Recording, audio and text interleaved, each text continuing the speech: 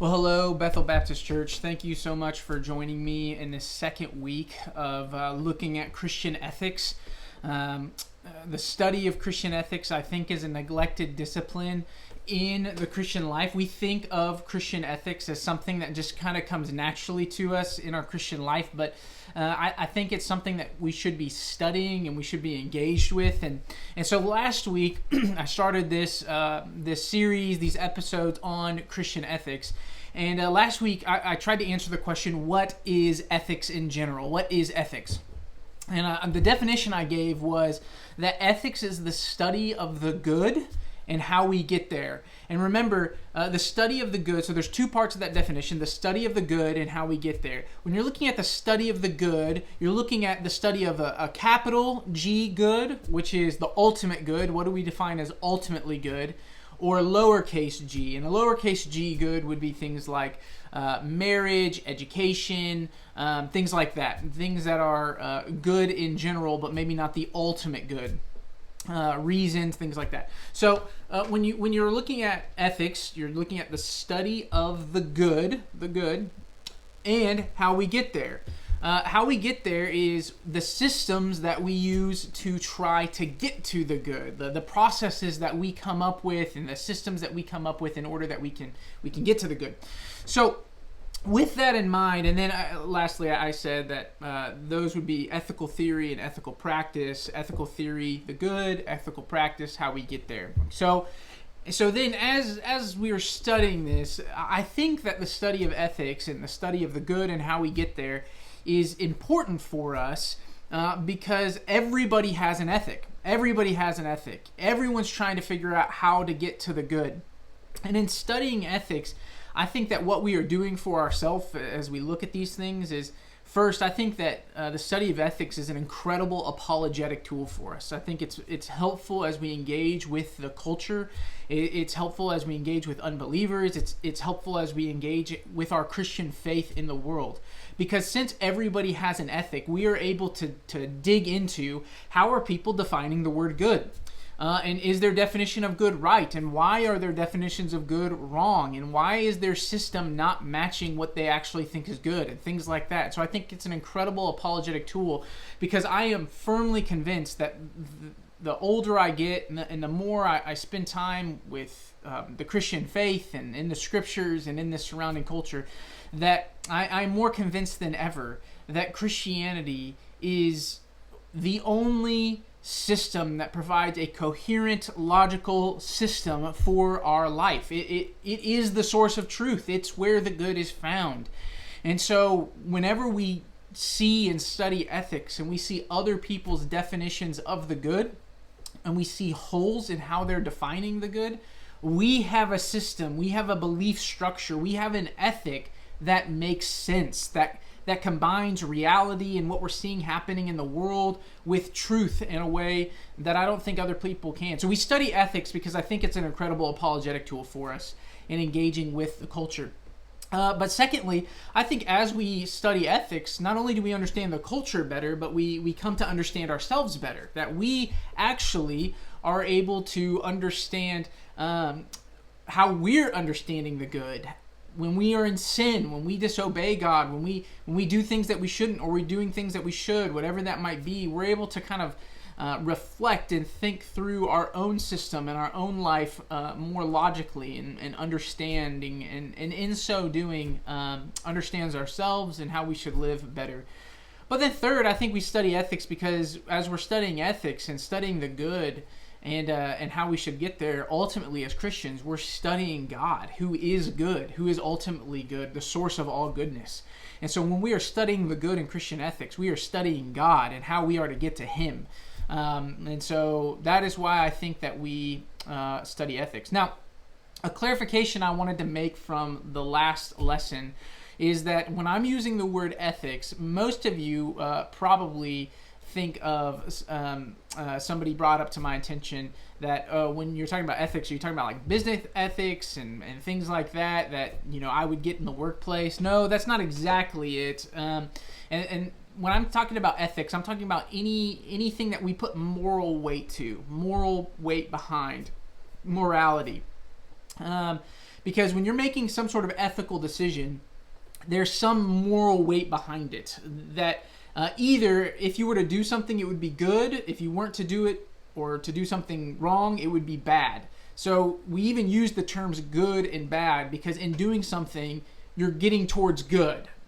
So it could happen in a workplace, but when I'm talking about business or ethics in general, and people think of business ethics or things like that, again, I'm not just talking about like how you should treat people next door, but ultimately, how are we defining good and getting there? And so because of that, and because there's a moral weight to it, a lot of people, when they say the word ethics, synonyms that they will use will be morals or morality. And so through this teaching, you might hear me use those words interchangeably: ethics, moral, morality, things like that. Okay, so with that kind of review in place, I think it leads into a good segue of what I want to talk about today. And the question I want to answer today is this: how do we go about making moral decisions, ethical decisions? How do we do that? Because again, just as I said, an ethical decision is when you make some sort of decision that has a moral weight behind it. Like there's a positive or negative effect to it. If you were make a good decision, it would lead you towards something good. If you were to make a bad decision, it would be leading you towards something bad. And so that's what we mean by an ethical decision. Good and bad decisions. Now, there are neutral decisions, and in Christianity, we would call those things Christian liberties. They don't have a moral weight behind them. However, even in Christian liberty issues or decisions that we make that are morally neutral, we can make them with moral weight behind them. So, for instance, the Bible is very clear that alcohol is neutral. Whether you drink alcohol or not, it's not moral weight behind it. But the way in which you go about drinking alcohol could be good or bad. If you do it in faith or not faith, it could be good or bad. And so even morally neutral kind of decisions that we think of could have a moral weight to them depending on our motives. And those are things we'll get into in just a little bit. But the question I want to answer is this: how do we make ethical decisions? So when something that comes our way that could lead us towards something good or something bad, how do we go about making that decision? How do we identify what's good and live in light of the good and things like that? But here's a problem, and this is the problem with our decision making in general, is that we don't typically make moral decisions. And this is why the study of ethics is so weird, because you're saying, well, of course you make moral decisions. Well, not usually in the way in which we're trying to deal with in ethics. In a formal sense, most moral decisions, ethical decisions, don't actually happen. There's a book by David Cook, The Moral Maze by David Cook, and I'm going to read just a little section of it. He has this helpful section on the way in which we process and make decisions. He says this: rarely do we make moral decisions. Baldly put, this feels wrong. Most of the time, however, when we are faced with moral issues or problems, we react. We don't think about the moral dilemma, but simply respond to it. He goes on to argue that it doesn't mean that things are subjective. Instead, his argument is that we are creatures who make moral choices based upon what is ingrained in us. And he goes on to say that our reactions in moral situations are the results of our moral experience and awareness of what works to satisfy our own moral criteria. Let me say that again. That our decisions are usually what works to satisfy our own moral criteria. And here's his point. Most people have never thought through how they go about making a moral decision, an ethical decision. Most people don't think about it. They don't think about their view of the good. And instead, they make a decision, and then because something drastic happens in their life, they react to whatever that has happened in their life, whatever that decision is. And then what typically happens is they go back and try and justify why they've made the decision they have. And so the system would look something like this. How do most people go about making a moral decision? I'm bringing this up because it's important as we're thinking about how we're going to study ethics moving forward. What typically happens for most people in their life is this. Some situation comes to your attention. Something happens, and then you react to that situation. You react based on what's ever already there, what's already been ingrained to you, views that you've been developing in your life. You just react to it. Then, once you react, you review later on after the decision has been made. You review and typically justify why you were right to do whatever you did. And then when you are justifying it, you start to ingrain in yourself and come to conclusions based on what is good, based on what you did to justify your actions. So again, it usually goes like this. Some situation comes to your attention, you react to that situation, you review and justify why you acted the way that you did, and then you come to a conclusion on what is good and why you were right and all of these things based on this thing happened, based on a reactionary pattern. However, this is backwards of how it should be. Backwards of how it should be. Let me give you a big example of what I'm talking about as I see it in our culture today. So a scenario, think about abortion. So someone has sex, they get pregnant, and then a life-altering thing happens to them. And then their knee-jerk reaction would be this: I can't have a baby. I can't get pregnant. I have my whole life ahead of me. People will be mad at me. I need an abortion. So they react to whatever the situation is. Then, in time to come following the abortion, in the years to come, they begin to review the decision that they made. And in the review, they see themselves in the best light possible. I was right for these reasons. I was justified for these reasons. That baby wouldn't have had a good life. It would have really crippled me in some way. And then when they have reviewed and justified their own decision that they made in abortion, then they begin to ingrain their belief system that abortion is good and it's right. And good should be defined as my personal happiness. And then what happens is based upon their reaction and justifying themselves because they don't want to be seen as wrong, is that the next time they have big ethical decisions to make, or whatever it might be, then it's ingrained in the system that you've made up of my own personal happiness. And that's typically the way we go about it.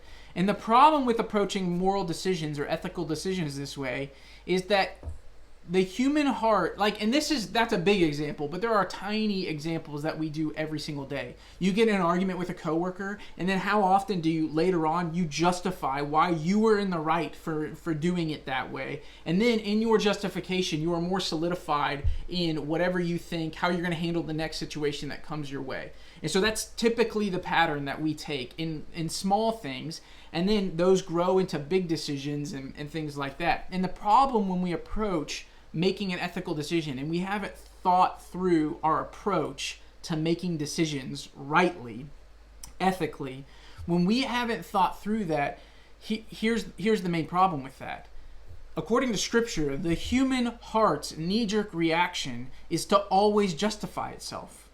It's to always be okay with sin. That's the knee-jerk reaction in us. Our knee-jerk reaction, when we get in an argument with somebody, our knee-jerk reaction is, I couldn't be wrong. There's no way I could be wrong. I wouldn't do anything bad, so I must be right. And so then I'm going to justify myself. And so if all of our ethical decisions are knee-jerk reactions, we will come away with a distorted view of what is ultimately good. Because what is ultimately good will be ourselves, because all of our reactions have been to defend ourselves. And so that's why I think teaching ethics is so very important in how we go about making moral decisions. Because as we are going through this and we're looking at the culture and our own process, it should happen in the opposite way. First, we should come to a conclusion of what is good. Not at the end, but first and foremost, what is good. Then second, we should review and look at our life and actions in light of what is good. We should look at any action we might take or what others are taking in light of that. Then when we have reviewed possible actions in light of the good, then we react to the surrounding culture and belief systems. And then with that, we are able to properly engage with any situation as that comes our way. I think of so many biblical examples of things like that. Suffering is one. I've been told over and over again, you don't come up with a theology of suffering while you're suffering. You have to know what you believe about suffering before you go through suffering so that you can react appropriately. You don't wait until something traumatic happens to then decide how you should view suffering and God. Similarly with ethics and moral decisions, you don't decide what you believe about major issues in our culture when they happen. You don't react to them.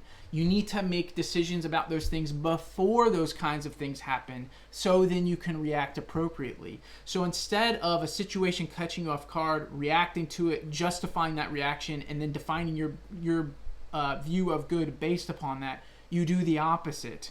You come to a conclusion of what is good first. You review everything and how you should act based upon that.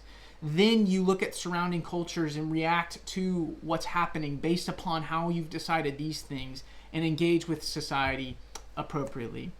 Okay, so that was a lot, but I hope that was helpful in just thinking through why we're doing this study just a little bit more, because how we typically make decisions about things is we make decisions and then we justify how we've lived based upon those.